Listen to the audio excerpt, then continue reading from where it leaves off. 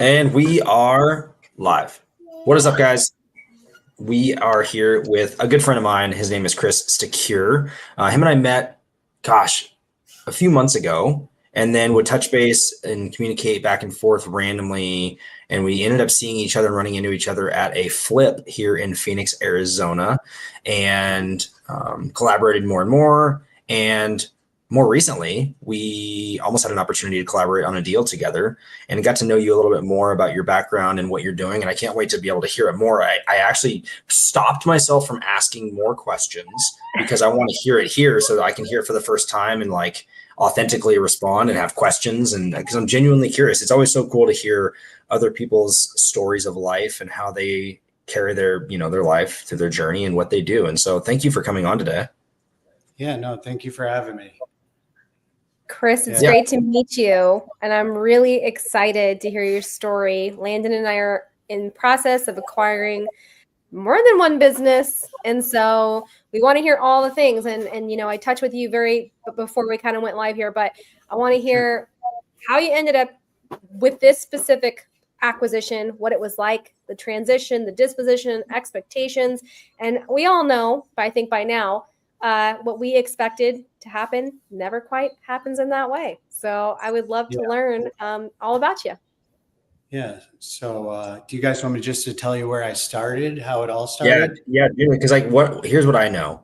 What I'm privy to is all I know is you owned a trash business up in upstate New York. Yes. And you recently, when I say recently, I think it was last summer, sold it. And I could have those incorrectly. But let's go back further than that of how we even got to that point of either starting it or acquiring it or their acquisitions along the way, like kind of like the origin story of that business. And then also to yourself too, from a standpoint of, kids, life, and all those things and how you juggle all that. Yeah. So I did think about how to kind of twist this story to make it a little interesting, because to me it's just life. But I kind of wanted to put the twist on that it wasn't, it wasn't all in my control. It wasn't in my father's control. It was a big picture that all came to be over actually maybe like 70 years, 80 years it came to be, believe it or not, because my grandfather on my dad's side, he started in the trash business in the 40s. And we say trash business, but back in the 40s, there wasn't trash. It was garbage, but we think of trash now as what you put in a trash can and you wheel to your road. Every week there's a trash pickup. You've just become accustomed. We have to. There's always a place to put trash. But when my grandfather started, trash was kind of like a household inconvenience. Nobody really knew what to do with it. Some people would pile it. Some people would burn it. Some people would bury it. So my grandfather, in his early 20s, him and his brothers saw an opportunity to take a service that was different for every household, but an inconvenience in a way. And so they became what they called ashmen. They started a business. There's still some garbage companies out there who run with the name ashmen. There wasn't garbage, but there were ashes. So he focused in on the people who would burn their trash. And we're talking in the 40s. And he would show up at their house and he would talk to each one of them. Hey, where do you burn your trash? We'll take your ashes. So the brothers found a niche that people didn't want to have to spread ashes in places. So he went in and he'd go, in some cases, he'd tell me, him and his brothers would have to walk through the snow and grab, have you ever seen like a 55-gallon drum? They're like the normal, probably like chest tall, maybe like 2 feet in diameter. Yep. Those were the normal trash cans. There weren't like plastic, little hefty trash cans you bought at the store. They'd go into the people's properties, drag the cans through the snow, there'd be a rack man, you'd call him. It was a ladder on the side of a pickup truck. Mm-hmm. And the rack man's job was to jump out of the truck, get on the ladder, and they would hand these huge cans up to a guy on the ladder, and the guy would then dump it over the top of wood walls into the back of a pickup truck. And that's the business of trash, where it started in my family. Eventually, word kind of must have caught on the streets that there was a business in hauling ashes. And so random players started popping up. Hey, I'll haul your ashes for less than the other ash guy. So what was the natural process of my grandfather, and I'm sure many other garbage men, to alleviate this competition?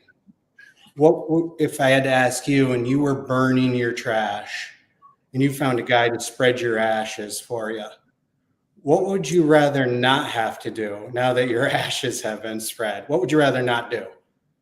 Burn it. Is burn it. Yeah. So they went door to door and started getting people who wouldn't burn their trash. And they would actually burn the trash for the people. So now they set themselves up. They weren't carrying light ashes. You know, it doubled the size quantity of the garbage because it was fully intact. And they were actually bringing their trash to pig barns in upstate New York, where pigs, if you didn't know, pigs will eat anything in trash. In farmers, upstate New York, or not, was there was a lot of farms that would support different large growing cities where we were from, and they would bring their garbage unburned to pig farms. So do you guys have any questions so far about what my grandfather and the old school was doing? Kind of a million. I mean, my grandfather started in flooring in the exact same way out of his basement garage in San Francisco. So it's like I just want to highlight really quick. I don't know how you felt growing up, but when I graduated from college in 2008, only went to college because it was my dad was like, you're the first one to get a piece of paper in this family. You got to have options. You're going to freaking college. I don't care what you get a degree in. You're going to college. Mm-hmm. And right. And I full circle right back where I started. And right. It's 2008. Can't get a freaking job anywhere. There's no jobs. It's the freaking Great Recession. And I remember telling all of my friends who did get a job in San Francisco, Facebook Compound, Apple, Google, all these places are booming, massages, on-site dry cleaning, free cafeterias, luxury coffee, you name it. They go, Daniela, what are you doing now?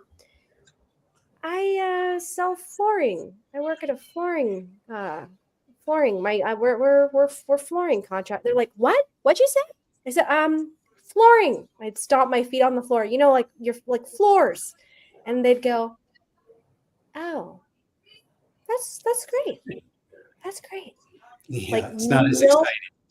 No, so I'm curious, you know, it's like multi-generational. My grandmother started the business. And I assume you probably dealt with a lot of that.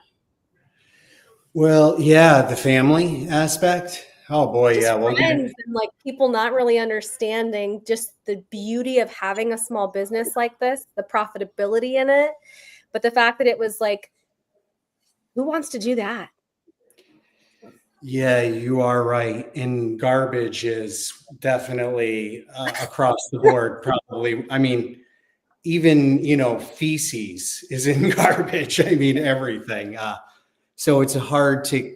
I think as kids are growing, when I was at the end of my working career, kids would love to see garbage trucks. And I would actually try to yell to the parents, hey, we make pretty good money, because I felt that there's no kids who are going to come out and want to be an actual garbage man moving forward. But yeah, so you want me to carry on where it continued? Yeah, keep going. I can't wait to hear. Like, I would love to hear how obviously you grew up in this. Yeah. So, what did it look like for you as you're coming of age? So again, my twist on this story is really two things. Is the end of what happened was outside of my control, because it started happening long before I was thought of.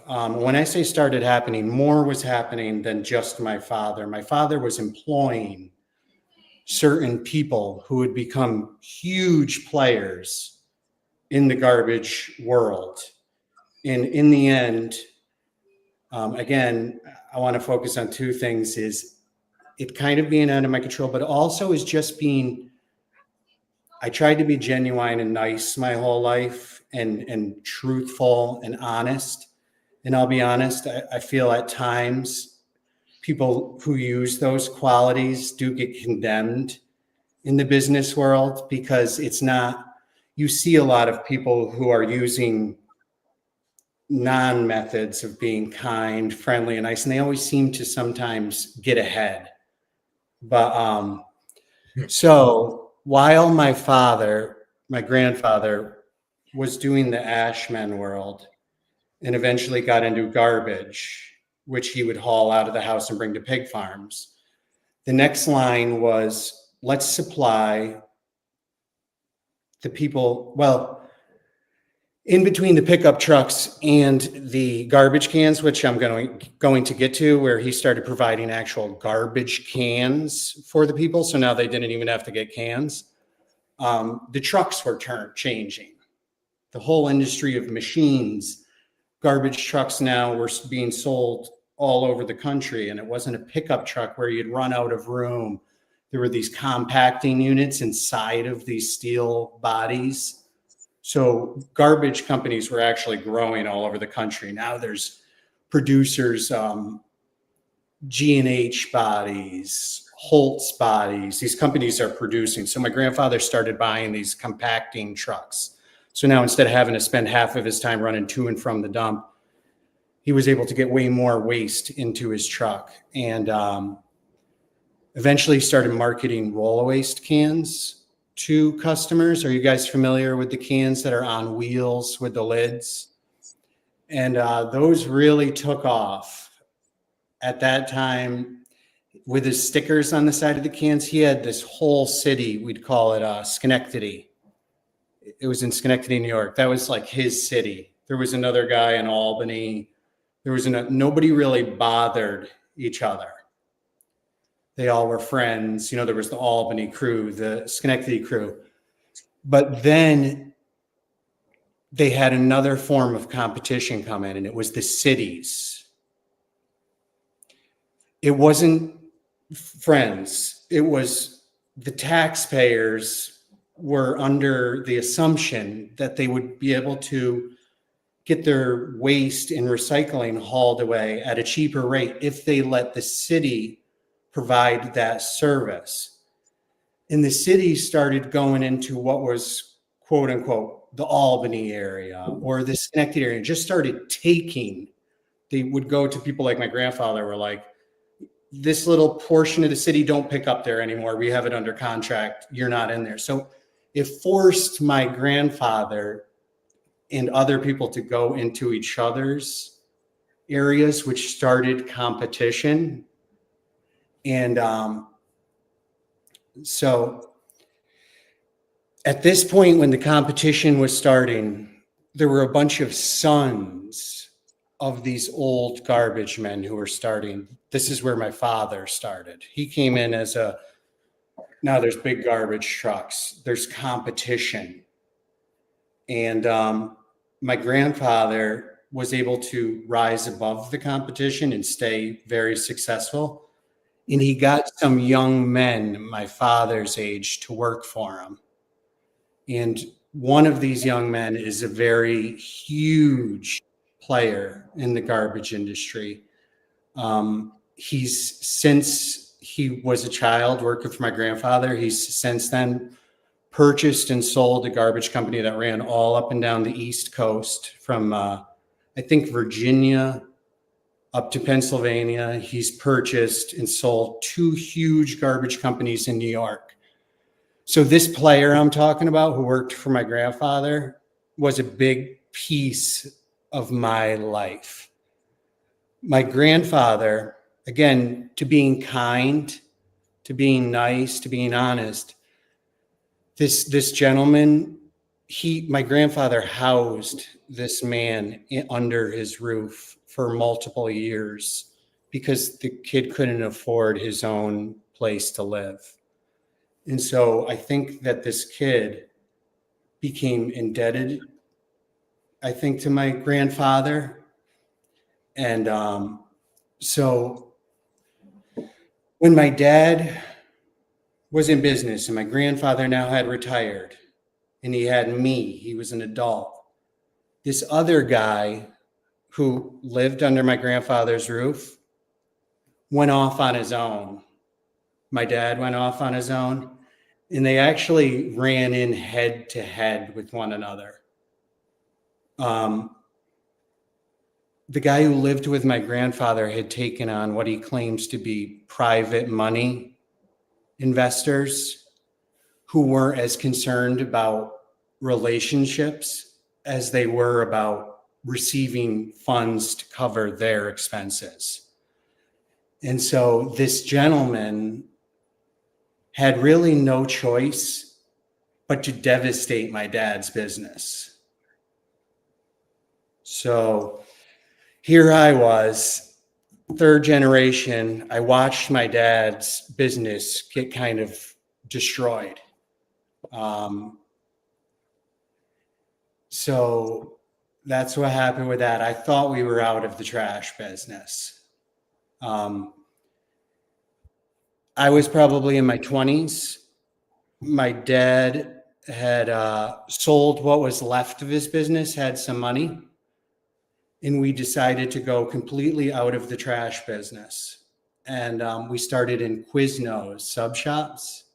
We started something, you know, the toasty subs. Sure do. Yeah. So Chris, did you guys become franchisees? We did. Okay. So my dad took all of his hard-earned money, put it into 2 stores. Mm-hmm.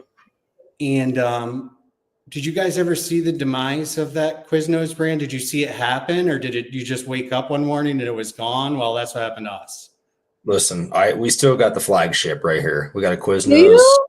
Oh yeah, we're talking Wow. 5 minutes away, and it's that is sacred food in our house. I mean, it's once every 3 months we go, and it destroys us. I'm going to be transparent here, but it is so good.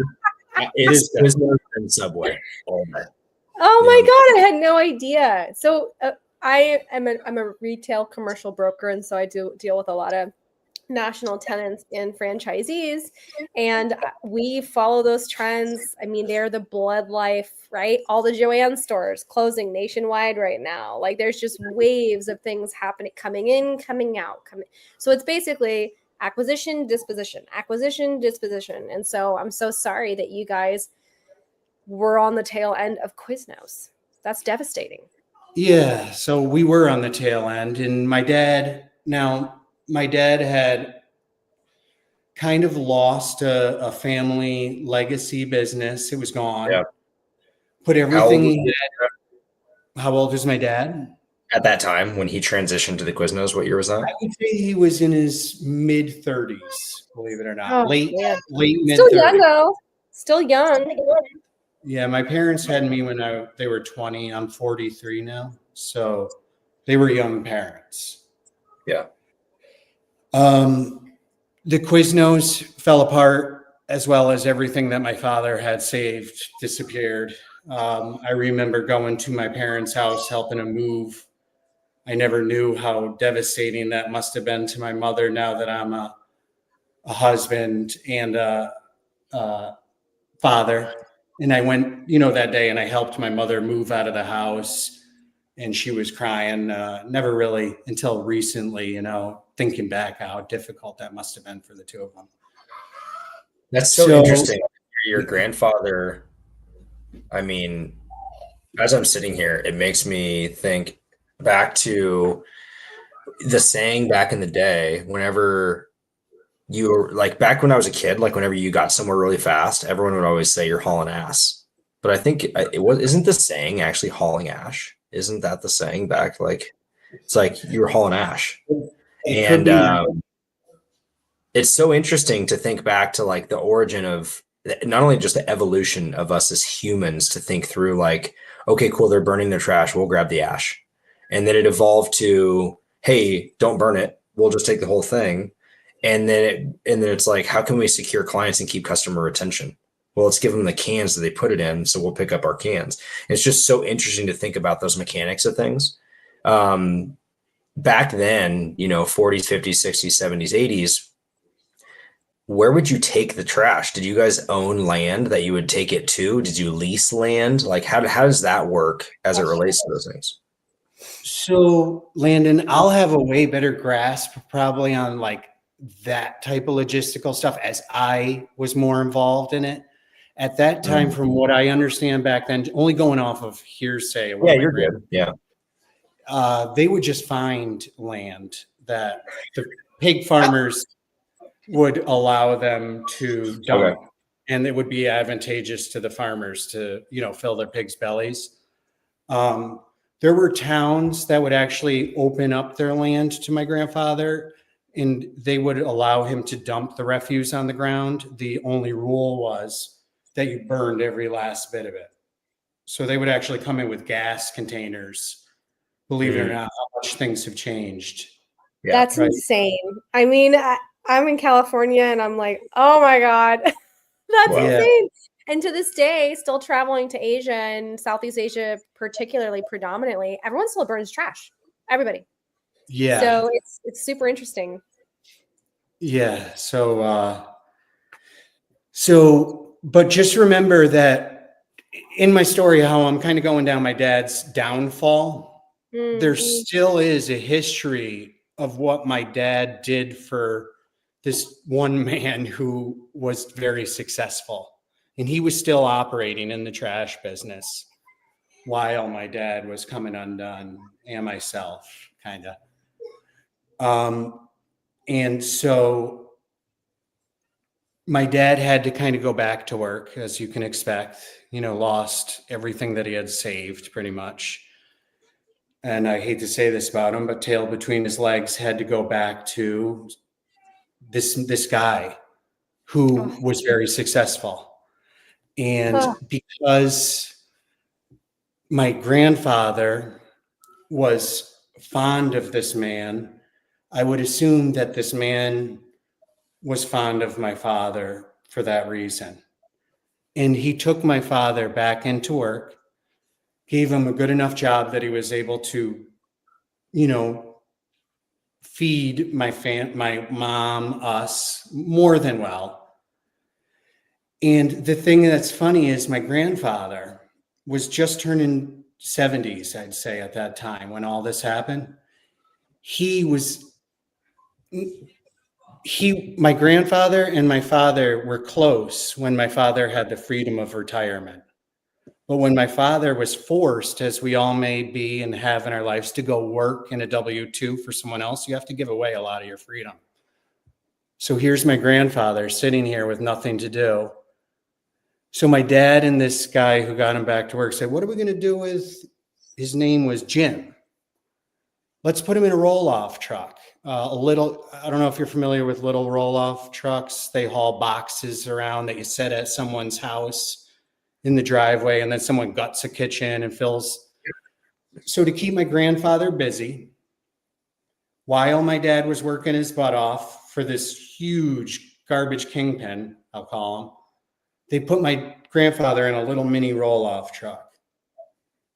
My grandfather, as he just couldn't drive, he was causing incidents, he was hitting things, he was running over, things in people's lawns that he shouldn't have. Oh boy. And they said, Chris, you need to leave what you're doing, which at that time I was still in customer service, Quiznos type. You need to go and drive in the passenger seat and learn from your grandfather and help him so he doesn't do any more damage. So this was our entry.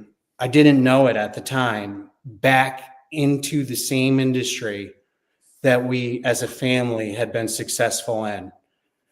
all I knew and loved at that time was that I was in the passenger seat of a business that my grandfather started, and he was teaching me every single thing about it. I knew it was the most magical opportunity I could have ever had. 2 years later, after we had to carry my grandfather basically in and out of the truck because he had gotten so old. Oh my gosh. He literally passed away. One day he was not on the truck.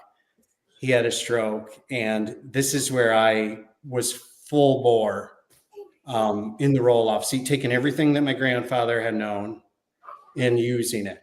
And I was hungry because I didn't want to screw up what my grandfather had taught me. I didn't want to go down the same path of failure that I had seen my father go through. And I just knew that this opportunity was one I didn't want to let go. And I would never say no to work. I mean, if there were calls on Sunday night that something was burned down and they needed roll-offs, I would go. And I would never not pick up my phone call. I had such a passion at that time to not fail and to succeed that, I mean, that business started popping up everywhere. We started buying more roll-offs. We started buying more trucks. We got into where we understood that the logo could go from something that was Jim's roll-off service, and we cut it down to just Jim's, Jims. We thought that that was really catchy. And before we knew it, we were probably one of the busiest roll-off companies in the whole Capital District. Every single person who said they needed a roll-off was like Jim's, Jim's, Jim's. So, when was this? Like, your grandfather passes, and I mean, in worse words, but passes the torch to you in terms of these things. And it's interesting to hear because it's like, there's such a big message of what you just shared, Chris, of like almost third-party adversity. You got to, in your childhood, watch and hear the stories of the rise of your guys' family in the trash business. And your father coming in, and then the dismantling of that whole thing to the degree that it did. And I mean, I can already sense the rubber band effect that it's happening, but all of that spurned because of the adversity that your father went through and your grandfather watched happen, and you watched happen, to where you were given the opportunity, sitting shotgun with grandpa. How beautiful is that? How grateful I'm sure you are for those moments, not only just simply for the rebound effect from the business aspect, but also the memories, the stories, and just learning those things is so cool.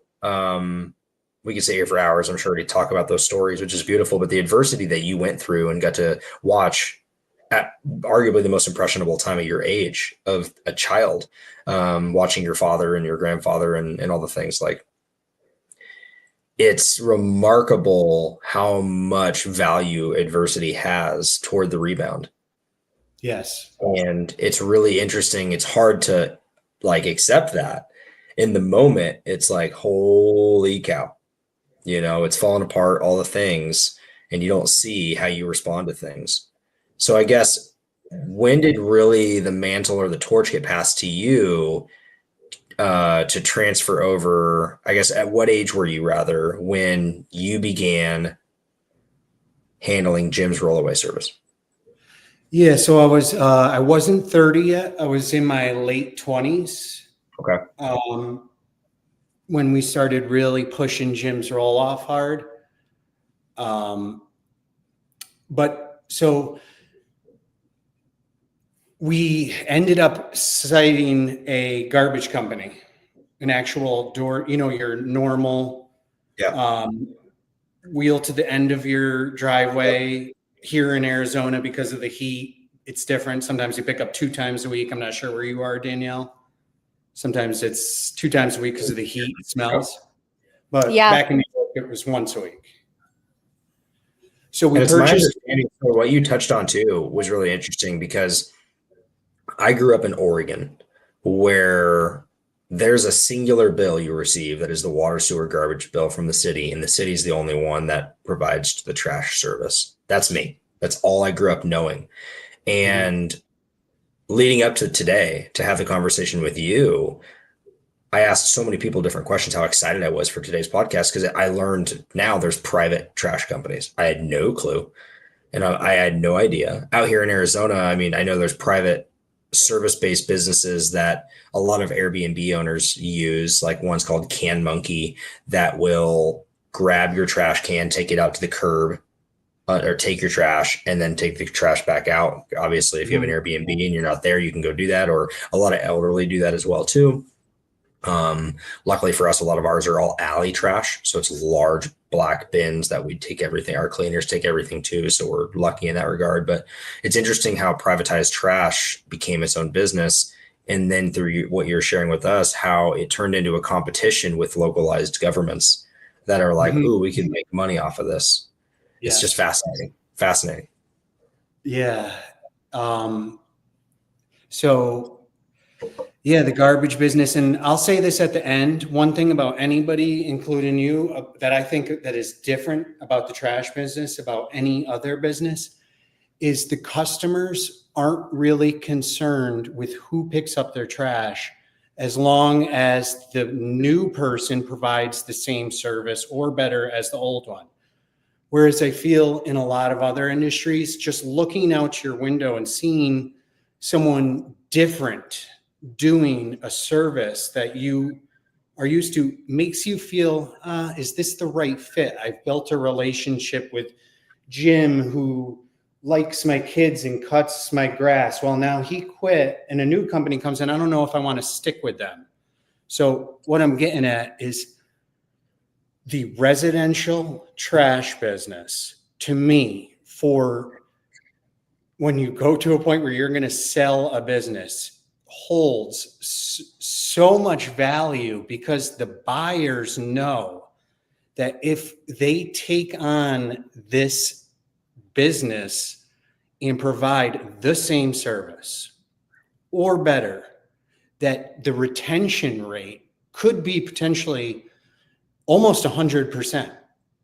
So knowing as a buyer or a seller that you're selling a business where the buyer could keep revenue the same for years offers the seller a much larger price tag.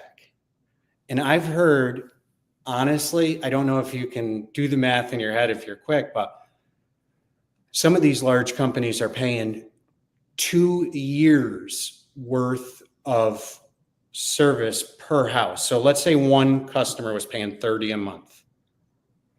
That would be $360 a year, $720 for 2 years. Each customer is worth $720. So if you had 100 customers, what is that? That's, to me, I'm already. But if you had so you guys don't sell on multiples of net profit. You sell based on clients. How many customers in your industry? It seems like, yeah, there's a word for it, right? As you do sell your assets, you sell your trucks, you sell the cans you have on the street, you sell, the garage, the land, but there's this word, and I forget it, for your customer base, because there's a very high chance that those customers are going to stick with you as a buyer in the garbage. Interesting, because I appreciate you articulating that, because, Danielle and I are looking at various businesses for what we want to purchase. And a lot of that customer retention comes up in our conversations, right? Because we're looking at service-based businesses. And, for instance, I'm in conversation right now with a gentleman who owns a pool service business here locally in Phoenix, Scottsdale. And he has obviously a pool route and multiple pools and a bunch of clients and whatnot. And that you can purchase pool routes, but the retention on that, I can say first-handedly. Like at one of my Airbnbs, I have had 4 different pool techs since I've owned the house for 5 years. It's annoying, but just turnover, the next guy who comes is just not as good, and I get complaints from the Airbnb guests or whatever it may be, and it's just like boom, boom, boom, boom, boom. But then you evolve and grow out of that. And like one of the conversating points that we're talking about is like, okay, well, what about a pest control company? There's barriers for chemicals.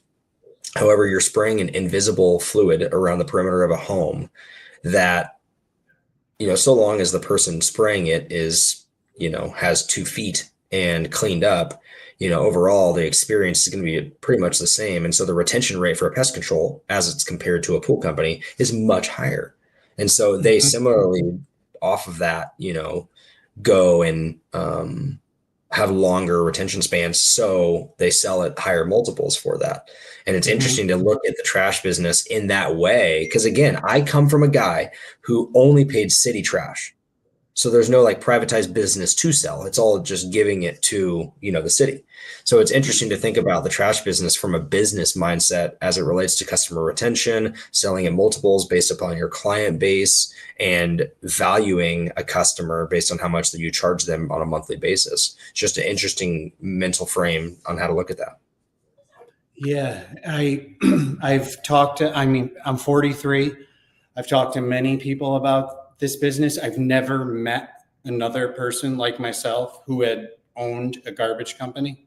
So I can't really, there's not much talking about it, but I just from what I've seen and heard, if you guys are able to come across a garbage company and you feel that the service is lacking, it could potentially be a gold mine, I feel. But there's not many of them, as you know, out there, because if you can come in and give better service, you're going to keep every customer. And not only you're going to keep every customer, all those customers that they lost due to bad service are going to see, hey, there's a new guy in town, and I noticed that all the cans are standing up, all the lids are shut, all the handles are spun around facing the house, all the stickers are on perfectly, the trucks aren't leaking. Those are things, if you ever were to get into a trash business, I would look at those things. Are cans flipped over? Is there garbage on the ground? Because if there is, there's definitely a chance you guys can move right in and start one. Interesting. So I giggle because my cans are always knocked down because I have city trash and nobody cares. So in the interest of time, I'm curious. So we in your arc, now I know that you've got this company, and I'm curious. We're talking to you now, and you've sold this company. So what, where, how, why did that occur? So I'll try to speed it up so I won't talk about my process as much. But we when the roll-off company was successful, we spotted a garbage company, which I say is good for anyone who wants to buy a garbage company, is look up in the mountains. That's where the weather's bad. That's not where the city is. Okay, the city's in close, very easy to maneuver around, get together out at lunchtime, everybody hangs out at the hot dog stand, go up into the mountains, and that's what we did. And we found a guy who no one would want his job. And then we brought that business growth into the borders of that city pickup. So we ended up going out and buying a company in the mountains, 2,000 customers, was nowhere near on the map of what the big guys would feel threatened about. When I say big guys, I'm talking about Waste Management. There's a BFI, Republic, Waste Connections. We were not disrupting them in a way that was causing them a lot of headache. Had we went in and sent flyers to their whole east border, in their office would get just bombarded with calls. They may have had a round table discussion. How are we going to stop Chris and Advantage Disposal? But we would just go a little bit here, a little bit there. We would do some door knocking on this part of town. So we were slowly operating under the radar and pulling from this poor service-based business of these monstrous garbage companies. So it's too difficult to keep track of every single little customer service piece. So we got our company probably to about 8,000 customers organically, just by door knocking, flyering, hanging things on people's mailboxes. But again, there's this huge guy still operating who lived under my father and who also was employing my dad. Remember, I'm talking about this garbage guy. He sees Chris growing, and he has interest of coming back to his hometown and taking over a huge company that he at one point owned. He had a passion for this area. So how could he make it worth Chris's while to get out of the business? Is grow it, help him. And at one point, I can't really get into the details. There's other people who may have interests and not, maybe I shouldn't say too much, but at one point, I couldn't even keep up with the salesmen that were being sent my way from other people. Here, put these salespeople to work, Chris. I had like 30 door knockers going door to door at one time. I had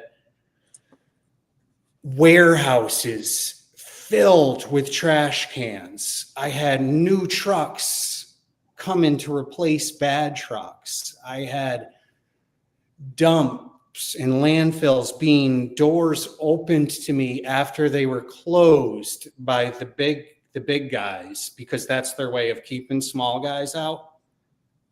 The big guys, when you get large enough, they will cut you off at the dump sites. All of a sudden, you won't be able to dump anywhere anymore. And that's how they are able to handle the small garbage guys. So this big guy sensed that this guy that worked for my grandfather, sensed that this was going to be a defensive mechanism that they were going to instill in this area against me and him. So he went ahead and opened a recycling center and a trash center preemptively so that we had access to push through the competition. And it came at a cost that I was getting all of these salesmen, all of these trucks, all of these cans, was that there was an agreement that I was going to merge with him and work with him and help him grow his company. And that's what I did. And I merged with this guy. I became the vice president of his company. We were able to get it up to almost 150,000 garbage customers. We may have had over 1,000 roll-off containers at the time. We had a state-of-the-art recycling center that we built with robotic arms picking recycling materials off the line, and we had our own transfer station. Nobody could stop us.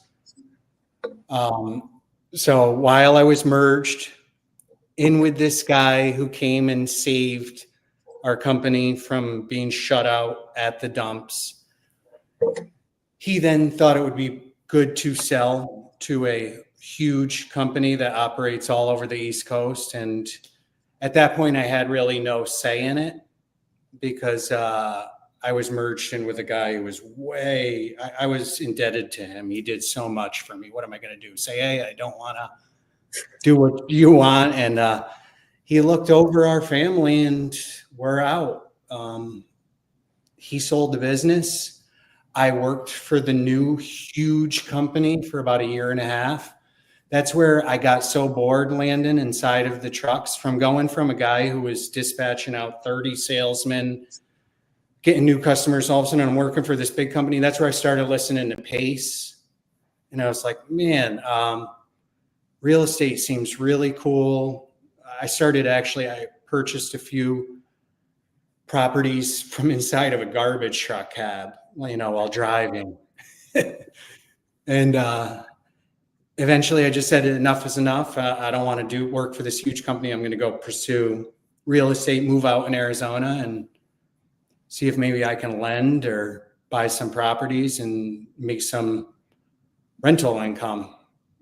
And that's pretty much where I am. So again, my story goes back to when you're in business, you're going to see a lot of people come and say, hey, you can't be a good guy. You can't be a nice guy. You can't have feelings. Well, I always said that, and I listened to an Abe Lincoln quote, that you can get a lot more with kindness than you can with gall.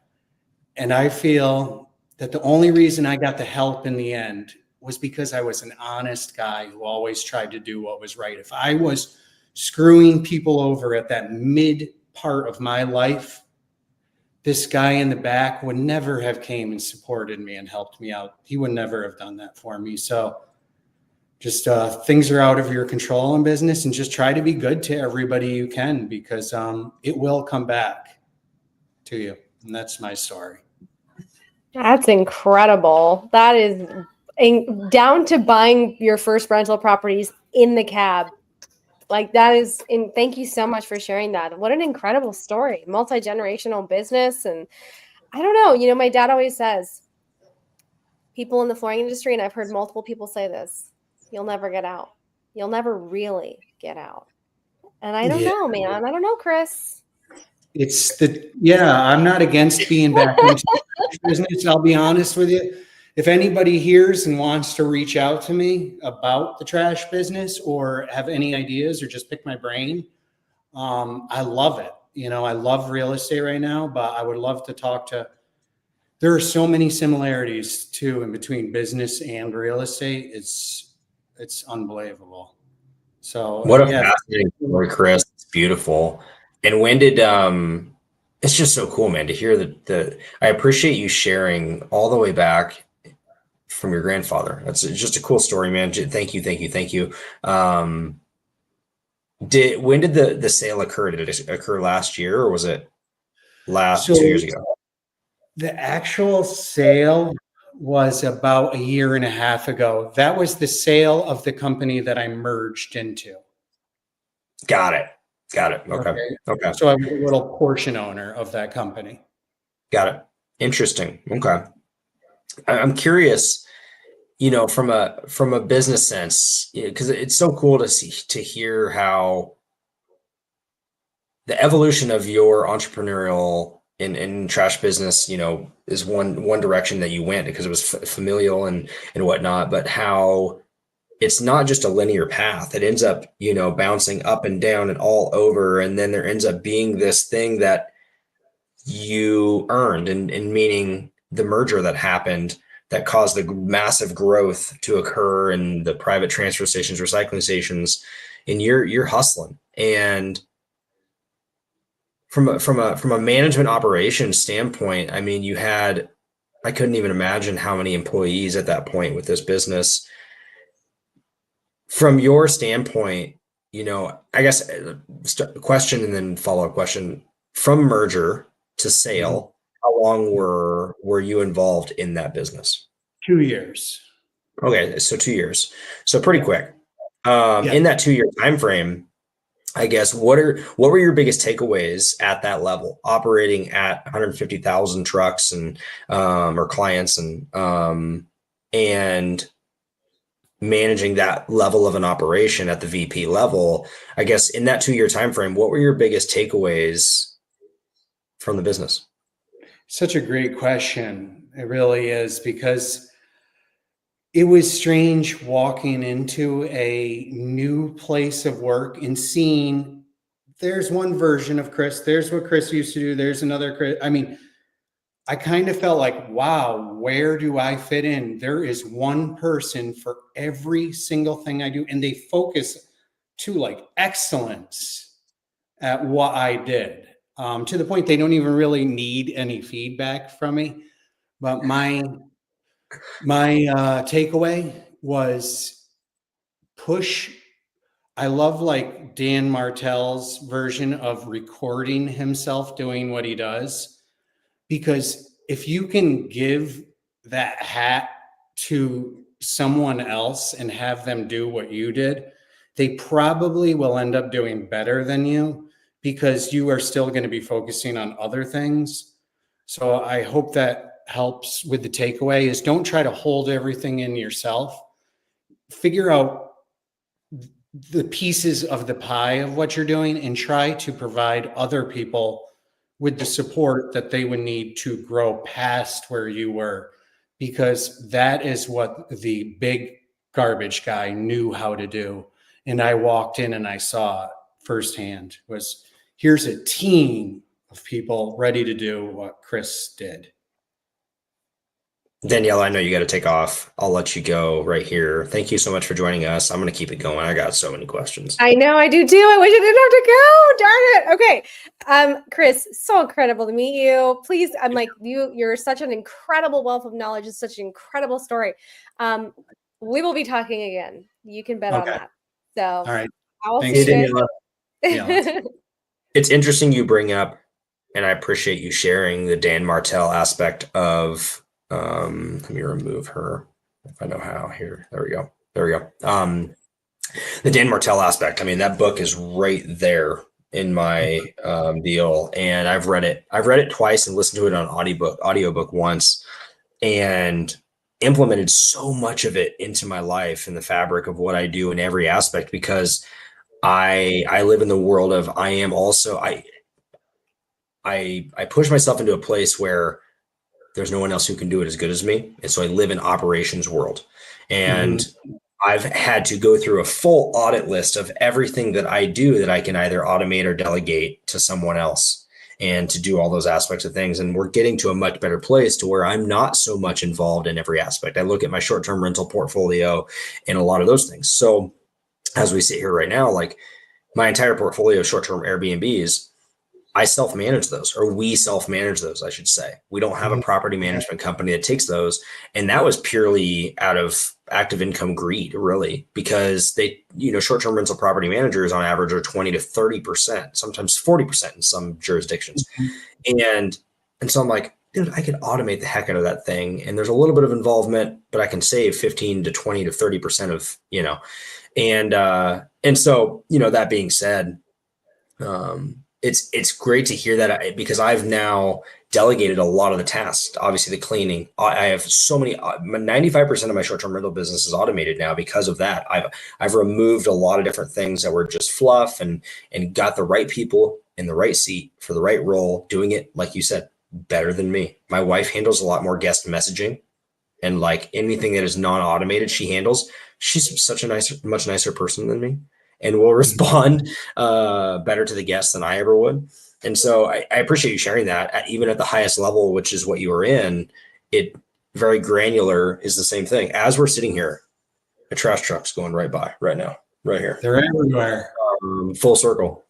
But yeah, it's super interesting, Chris, because, like Daniela and I mentioned when we started, like we're purchasing two businesses right now, one of which is a multi-use, call it office space with self-storage, and then there's dock doors and all these outdoor uncovered parking spots, as well as workshops and warehouses, and there's welders and photographers, all sorts of different things.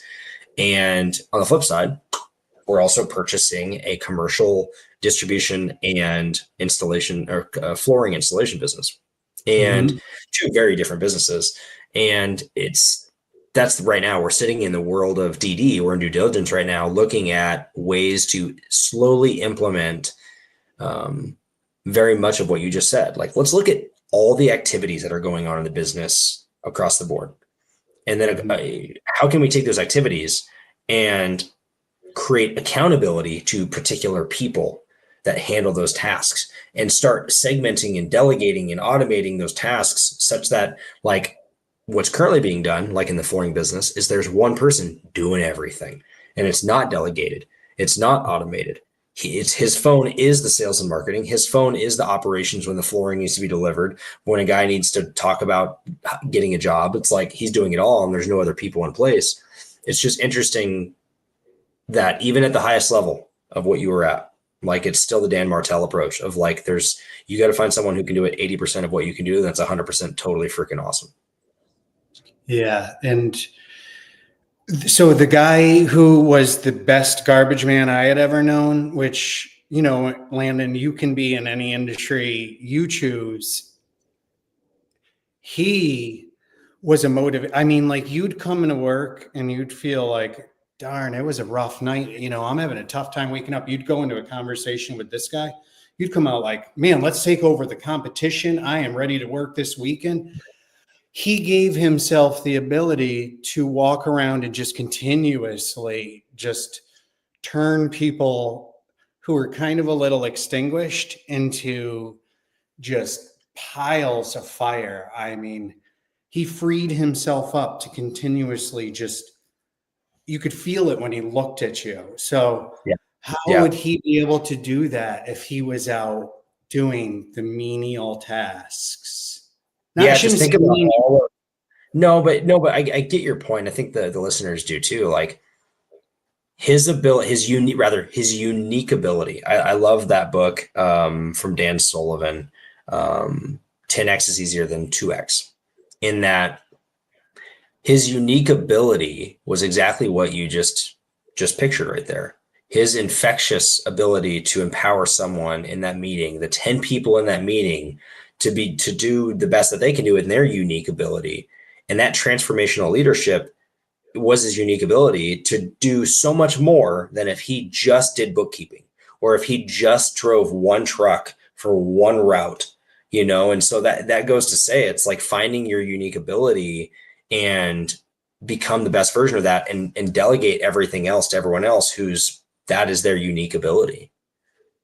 And it truly is being outside of your comfort zone, because those tasks that you have delegated are really your safe space. And it does become enticing to think that you can do it better than other people. But I personally believe that it's just your internal clinging to something that you're comfortable with.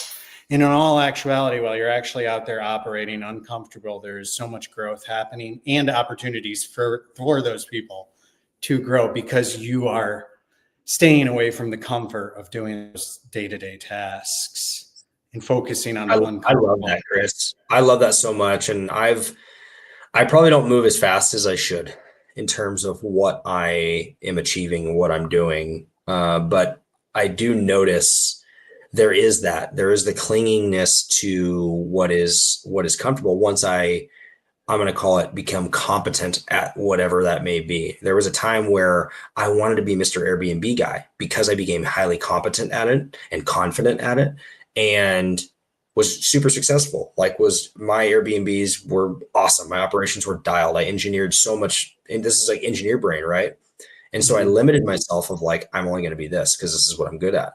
And I'm grateful that I didn't. I'm grateful that I've then ventured out and done all these different things and joined the communities that you and I now are collaborating in, to do so many more things that have pushed me beyond just simply being an expert in one particular. And now, granted, you can make tons of money in that one thing and becoming the expert, but the versatility and diversification of my ability to go that direction has 10x'd my outlook and my comfort going out to do difficult things, you know?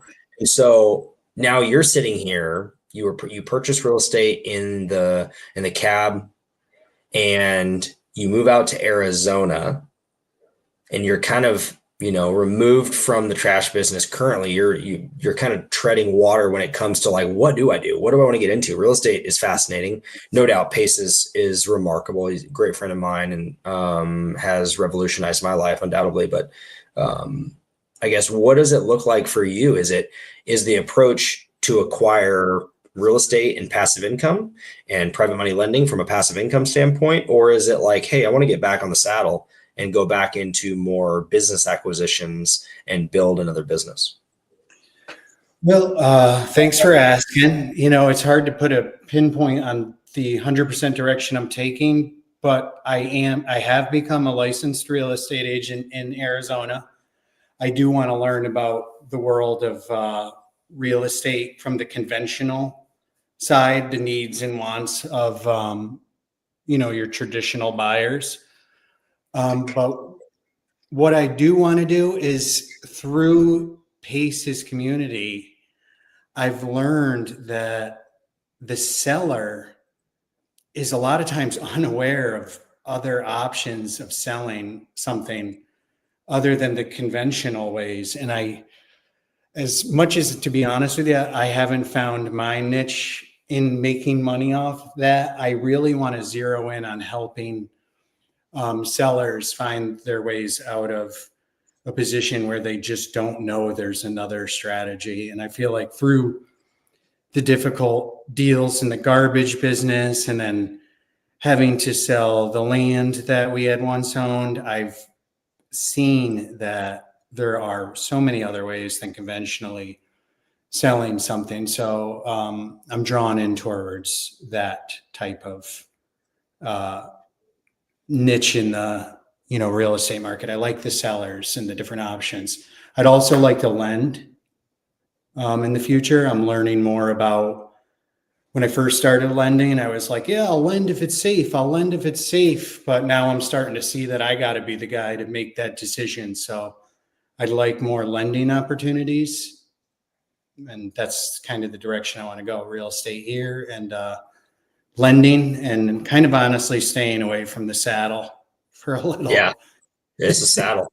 Undoubtedly. I have one foot in the stirrup right now, and we're heading in. But yeah, I mean, the creative aspect of things, be it seller finance, be it novation, be it, all the different aspects of things. I mean, what's crazy is this month alone, our team is doing really the gamut. We're doing a seller finance deal where, for the viewers at home, the property has no mortgage. There's no debt on the property. And so we're turning the seller into the bank, right? We're giving them a down payment.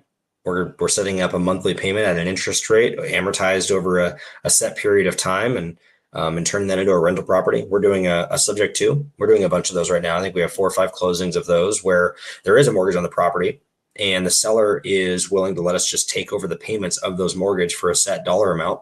A lot of those are just on-market properties with agents that are unaware of these strategies that you're talking about, that you can help a seller sell their home that way, right? And then we closed Friday. I think it gets funded today. We did what's called a novation agreement. A novation agreement is where we had an off-market property that we offered a cash purchase price. We're going to buy the home cash.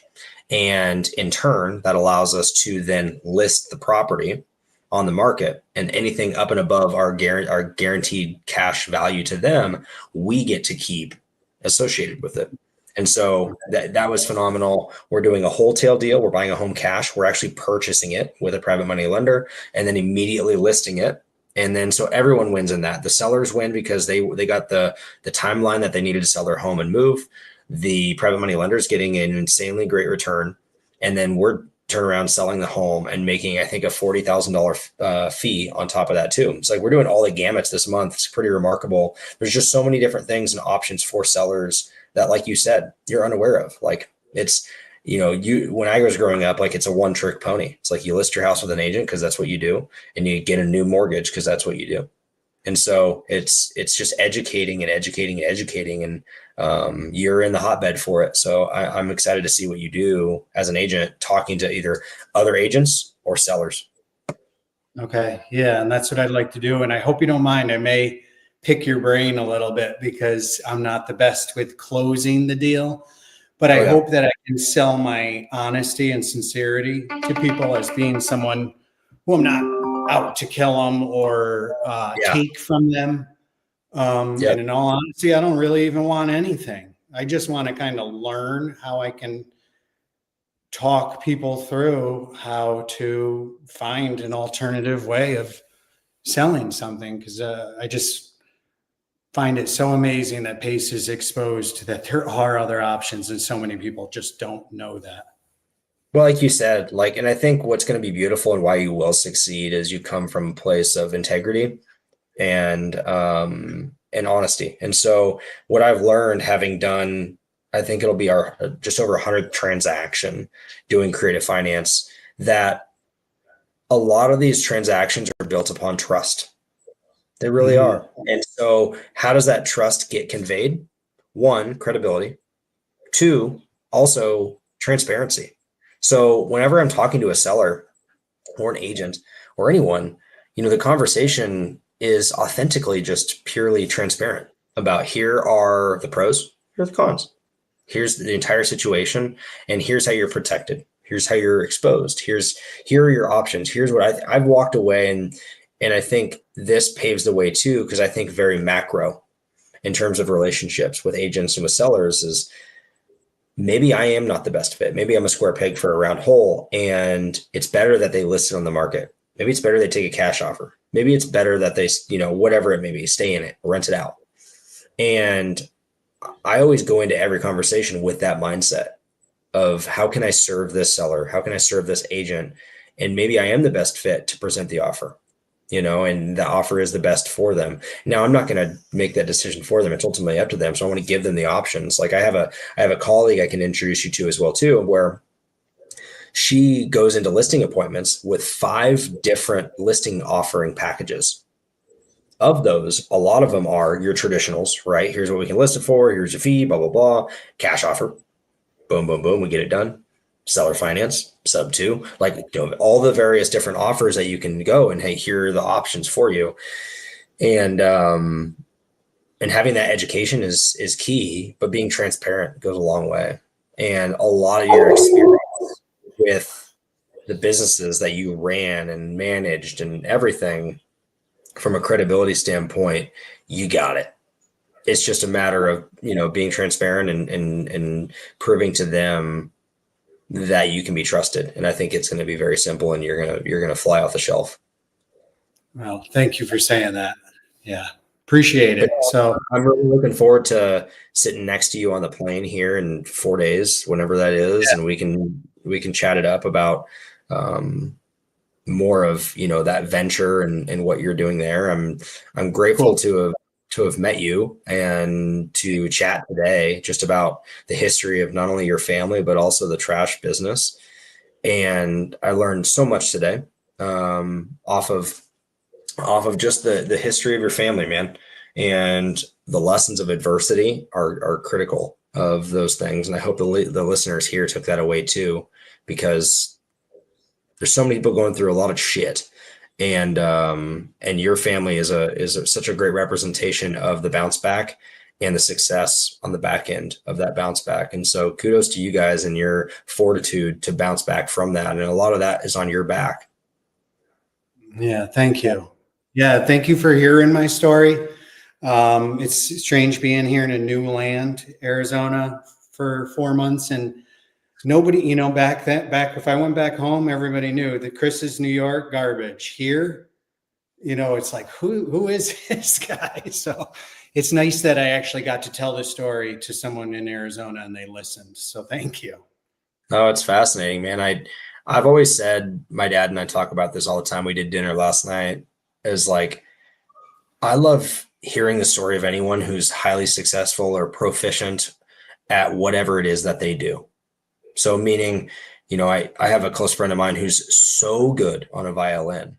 Now, back when I was growing up, I didn't care about a violin whatsoever. Now I'm getting a little bit older. I'm fascinated because of how much time and energy and effort you put into that thing, like to learn the different angles to get the right pitch of various, so learning about the trash business, I'm just interested from the standpoint of you've been there, you've done that, you got the hat, and your family has went through some trash to get to where you currently are. And it's impressive to see. And so I'm always fascinated to hear these types of stories and the success that comes out of it and what it takes to be successful. And you've eloquently shared that today. So I appreciate that.